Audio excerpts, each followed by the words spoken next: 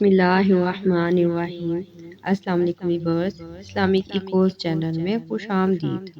حضرت عمر رضی اللہ تعالی عنہ اور ایک نوجوان کا قصہ۔ ایک نوجوان اپنی قبر سے جواب دیتا ہے، جس کا مفہوم ہے مدینہ منورہ میں ایک عابد و زاہد نوجوان رہتا تھا۔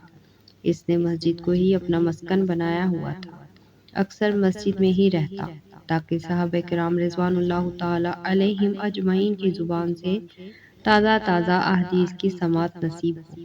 اس کا ایک بوڑھا باپ تھا۔ جب یہ نوجوان عشاء کی نماز سے فارغ ہو جاتا تو اپنے بوڑھے باپ کے پاس چلا جاتا۔ راستے میں ایک عورت کا گھر پڑتا تھا۔ وہ عورت اس نوجوان پر فریفتہ ہو گئی۔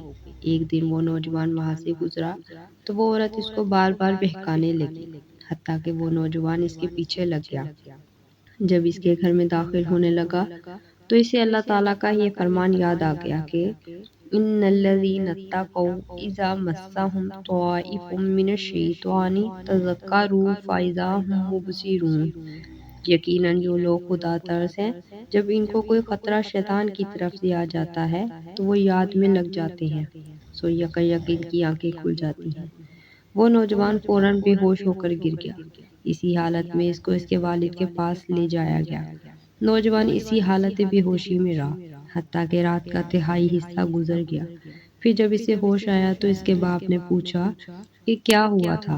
اس نوجوان نے سارا واقعہ کہہ سنایا۔ باپ نے اس کو کہا کہ اے بیٹے، تو نے کون سی آیت پڑھی تھی؟ اس نے وہ آیت پڑھی تو پھر بے ہوش ہو کر گر گیا۔ جب گھر کے تمام افراد اور آس پاس کے پڑوسی جمع ہوئے اور اس کو ہلایا تو دیکھا وہ مرا ہوا ہے۔ چنانچہ اس کو غسل دے کر رات کے وقت دفن کر دیا۔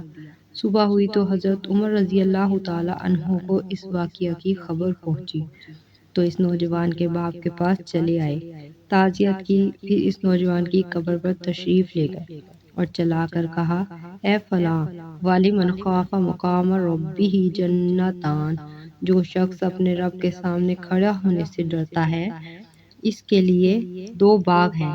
اس نوجوان نے قبر سے جواب دیا کہ اے عمر رضی اللہ تعالیٰ عنہ، مجھے میرے رب نے جنت میں وہ 2 باغ دے دیے ہیں۔ اس نے 2 مرتبہ کہا۔ اگر آپ کو یہ ویڈیو اچھی لگے تو لائک، شیئر اور سبسکرائب کیجیے گا۔ جزاک اللہ۔